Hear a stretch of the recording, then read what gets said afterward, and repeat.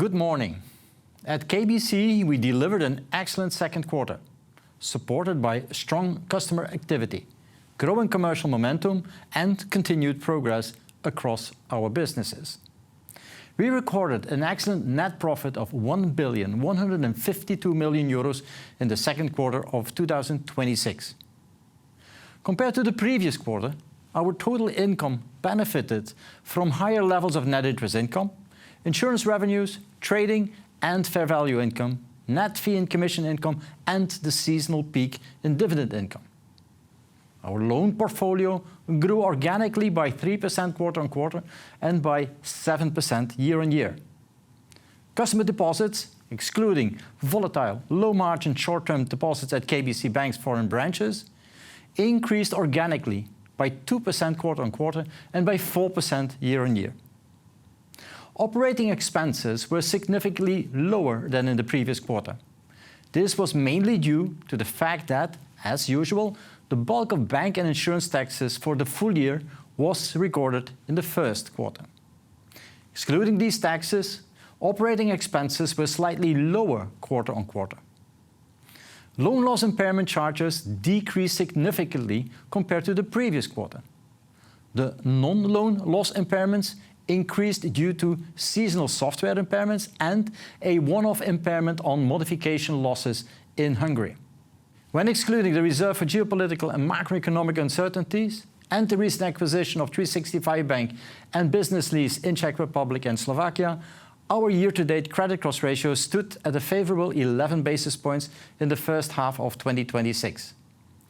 If we combine the results of the first and second quarters, our net profit for the first half of 2026 amounted to €1,709 million, representing an increase of 9% compared to the same period last year. The recent acquisitions of 365 Bank and business lease in Czech Republic and Slovakia contributed €29 million to our half-year profit.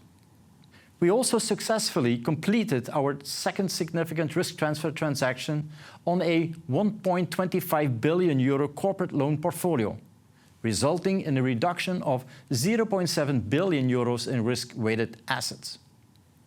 Our solvency position remains strong, with an unfloored, fully loaded Common Equity Tier 1 ratio under Basel IV of 14.4% at the end of June 2026, and a stable Solvency II ratio of 231%.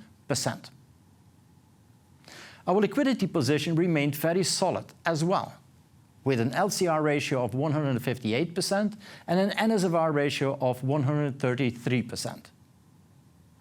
In line with our dividend policy, we will pay an interim dividend of €1 per share in November 2026 as an advance on the total dividend for the financial year 2026.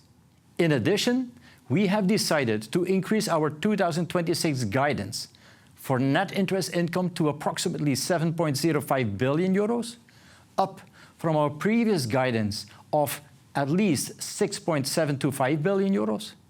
We have also raised our guidance for total income growth in 2026 to approximately 11%, compared to our previous guidance of at least 9.9%. And the guidance on organic operational cost growth was set at approximately 3.4% year-on-year, instead of below 3.4% year-on-year. For more than a decade, we have been making banking and insurance easier, more accessible, and more relevant for our customers. Today, Kate has already reached 6.2 million customers, while almost 80% of customers' queries in our core markets are resolved autonomously on average.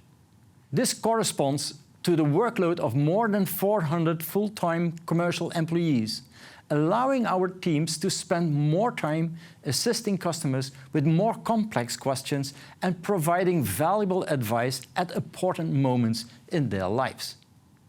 Our ultimate ambition is to support customers every step of the way in finding solutions for housing mobility and many other everyday needs. To date, our My Mobility ecosphere has already onboarded close to 319,000 customers in Belgium and the Czech Republic.